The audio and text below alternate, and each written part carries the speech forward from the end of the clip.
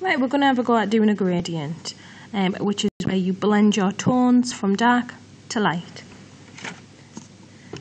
We use this in art to make things look 3D, to give a sense of shadow and highlights. So in the past we've done this before, but I'll just remind you, when we're starting a gradient, it's very helpful if you just set out your tones.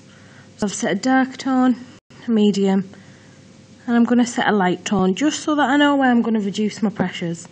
The direction of our shading, we know, you always follow the longest line of the shape. So if this is our shape, which is a rectangle, the longest line is this one here. So we're going to shade in this direction, which is horizontal. We're not trying to do too much at once, we're just going to start a little bit at a time. We're taking care near them edges, showing good control and not going out of the shape.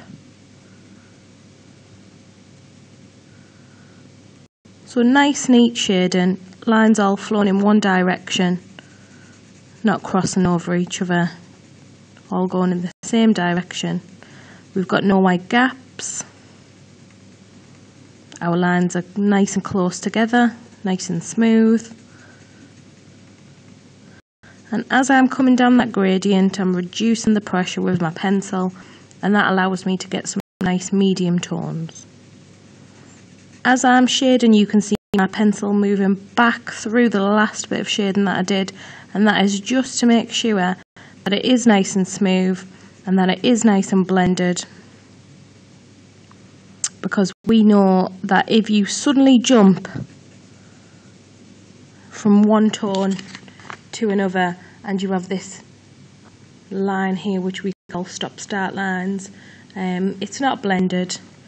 So we need to go over with our pencil nice and gently, use a few different pressures until that line appears.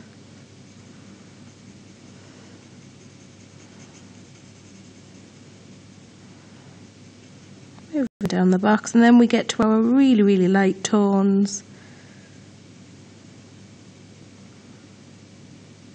If you can see any stop-start lines, just go back through your shading and see if you can get rid of them.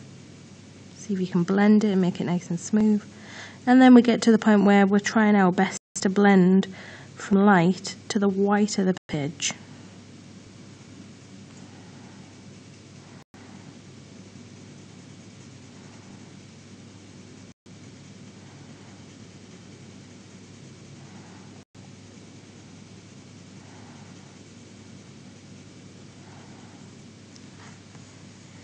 There we go, we have a nice gradient. Like I said, if you have any stop-start lines, just work your way back through using different pressures until those stop-start lines go away.